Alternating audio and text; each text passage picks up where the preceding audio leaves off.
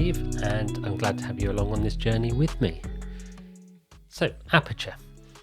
This could get pretty complicated, but I don't want it to, and it certainly isn't necessary either.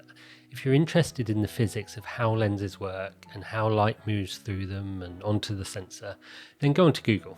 You can find out as much as you could possibly want.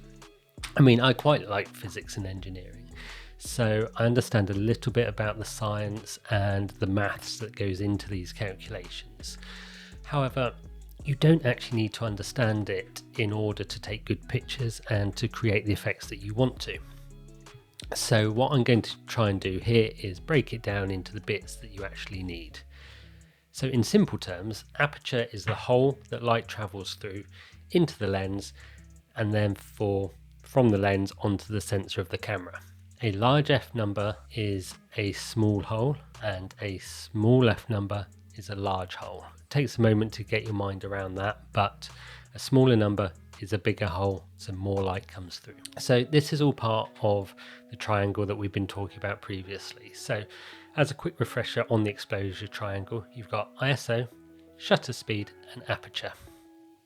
I've already talked about ISO and shutter speed, so catch up on those up there. These are the three aspects that control how bright or how dark your image is.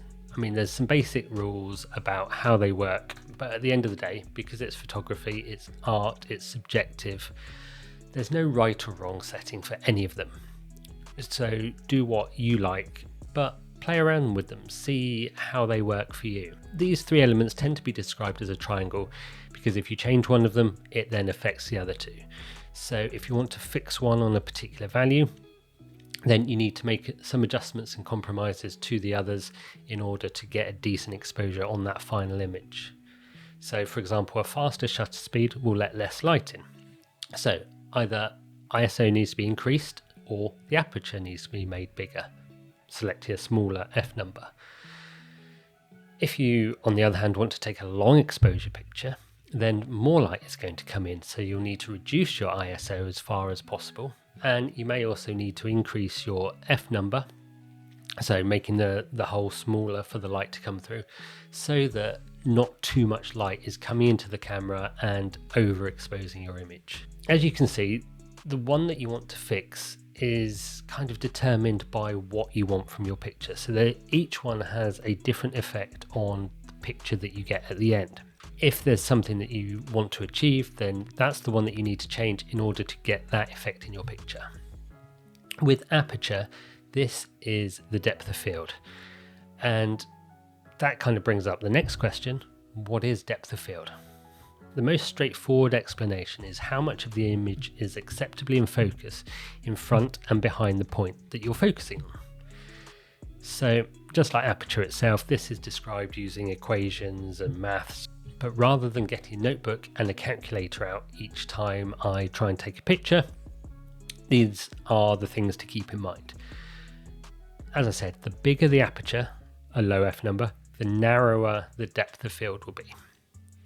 The smaller the aperture, so higher f numbers, the bigger the depth of field will be.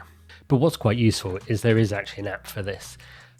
The one that I use is called Photopills, and it does a lot of this calculation for you. It helps you come up with what you need for that particular photo that you're taking in the moment.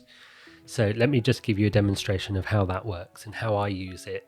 This is a great app that will save you time when you're in the field and you just want to work something out for a specific situation. So let's open Photopills. And you can see in here we've got various categories of things that we can look at in here. So today we want to have a look at depth of field. So let's go into here. And you can see that it's set up for my camera. You can choose whichever camera you want. And I've set it to the one that I've got.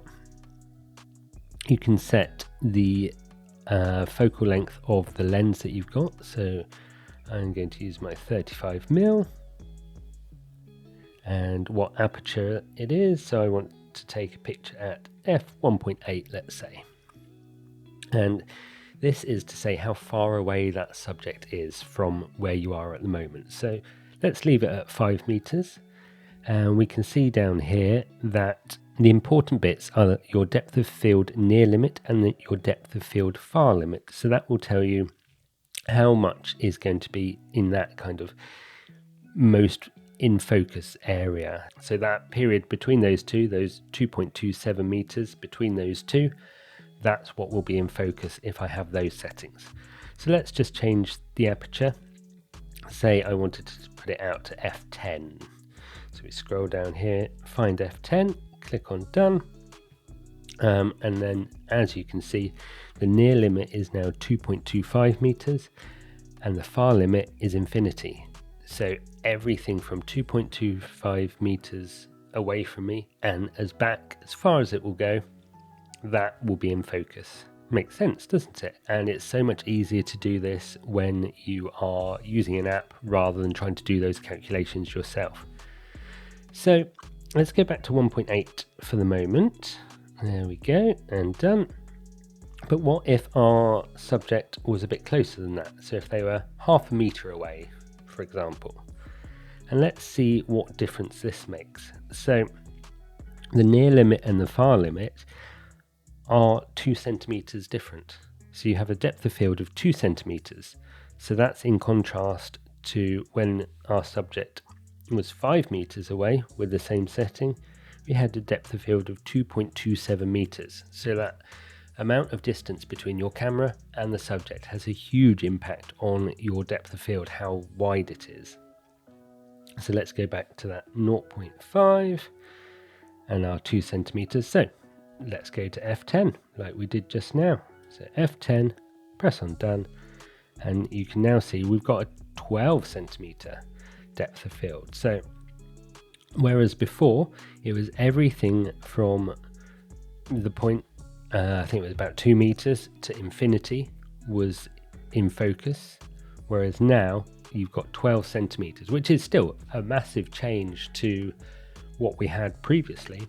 But you can see the difference in the aperture is very different for close-up subjects compared to far away subjects. Let's just go to f22 now and done.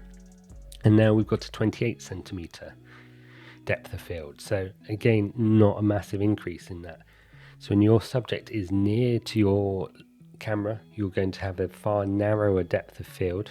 So this can help you make your creative decisions. So if you're taking a portrait picture and they're close to you, the depth of field is going to be different compared to if you're taking a picture of a landscape and what you want to get into the picture is far away. So now we're going to take a quick look at a real life example of this and how the aperture affects your focusing. So I've got my camera set up here looking down at a piece of paper with some words on. This is actually taken from the Z5 manual and is talking about aperture priority mode, which we will come on to in a moment. But as you can see, this is a f1.8 and the red box is what's in focus at the moment. So if I press the AF button, it becomes green. But just note the words that are in focus and the amount of words around that red box that are actually in focus at the moment. And then what I'm going to do is change the aperture to f16, which is the maximum number I can go to, so the smallest hole that the light can come through with this lens. Now obviously it's very dark now, so I'm going to need to change the shutter speed in order to brighten up the picture and have it look roughly like it did just now. So you can see the shutter speed changing there and the image getting brighter. So now the camera is saying that they are the same exposure, they're both on the 0 line. So we'll just again have a look where we are focused on there, and you'll be able to see that actually a lot more of the piece of paper is in focus now than it was before, so you can actually read more of the words. The fact that my camera is so close to the piece of paper highlights this effect and makes it more noticeable. And obviously we've got a lot slower shutter speed there because I haven't changed the ISO at all, that stayed the same. I just changed the shutter speed and the aperture because the aperture has gone from f1.8 to f16. That means I've had to have a lot slower shutter speed to keep the same amount of light. So if we now go back to f1.8, you can see how bright this is, how much light is now getting in with that aperture wide open. So we need to increase our shutter speed, make it faster, so that again we end up on that 0 line, so around about there, so 1/800th of a second, and we're now back to having very little of that picture in focus. And this, like I said, highlights that particular area. So as you can see on there, maximum sensitivity is quite clear. That's obviously what I'm trying to take a picture of, and that's what I want to highlight to the person viewing this photo. If we have it on f16, then a lot more of it is in focus, so you get more of that wider picture, but there's nothing as specific in focus that I'm drawing your attention to. This also demonstrates one of the critical reasons for fixing your aperture to a specific f value. When it was at a low number, the words in focus were highlighted and separated from the background. It kind of really drew your attention to them. You knew what the subject of the picture was, you knew what you were meant to be looking at. This blurring of the background always gives the image a more professional look, and this is the same thing that portrait mode tries to recreate on the iPhone. However, on a camera like the Z5, this is related to the light entering the lens. It gives you far more control. So with the iPhone, it's either on or off because it's done by the software. It's incredibly clever how it does it, but it is all done by the software. Whereas on a camera like this, any small turns of your control for the aperture, you get these small variations in how blurred that background is, how clear things are. This gives you far more control over depth of field and gives you far more artistic options and gets you the picture that you want at the end of the day. So let's look at some example pictures here. These are plants that I've taken pictures of in the woods. So you can see the difference between a large aperture with a small f number to the picture here with a larger f number, which means that it is a smaller hole for the light to travel through. So a smaller aperture. In landscape photography, we usually want to get more of the view in focus. So we tend towards higher f numbers to give that greater depth of field. We want to get the trees, the foreground, the background, the sky, the clouds. We want everything to be in focus. So what this means is that having that smaller hole for the light to travel through is going to make our image darker. So we need to compensate for this. So that's either increasing the ISO or changing the shutter speed. Now, as you know, increasing the ISO can introduce noise and grain into your picture. Some people want this, some people don't. I tend to keep my ISO to about 100 and then increase my shutter speed. So because I'm using a tripod, I can go 1, 2, 10, 20, 30 seconds on my shutter speed and it doesn't affect the image quality at the end. Obviously, if I was hand holding, this would be slightly different. When taking an animal or human portrait, we want to kind of separate the subject from the background and make them stand out as much as possible, creating a blurred background and a pin sharp subject. And this is being shot at f1.8, so there should be some decent separation between me and the background. I know it's a fairly plain background at the moment. Work is still in progress on decorating, but as you can see, I'm getting there.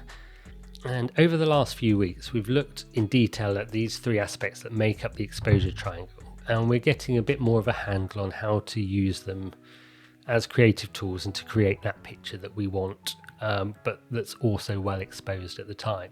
So because I've got a small f number, so a large aperture, this is letting lots of light into the camera.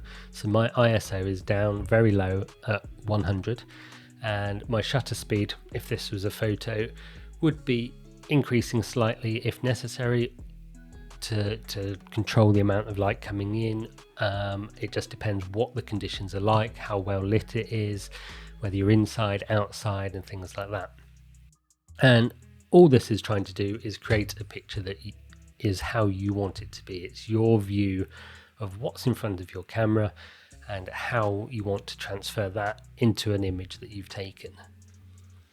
So I'm hoping that all these little elements are coming together to make everything seem slightly more straightforward, and that reviewing this exposure triangle and some of the different modes on the camera, some of my settings. We'll look at that next week, and then we'll start to piece all these bits of information together, taking some real life situations and go forward from there, really, so that we're learning as we're going. And thank you for joining me on my photography journey. Don't forget to like, comment and subscribe, of course, and I'll see you again next week. Have a good week.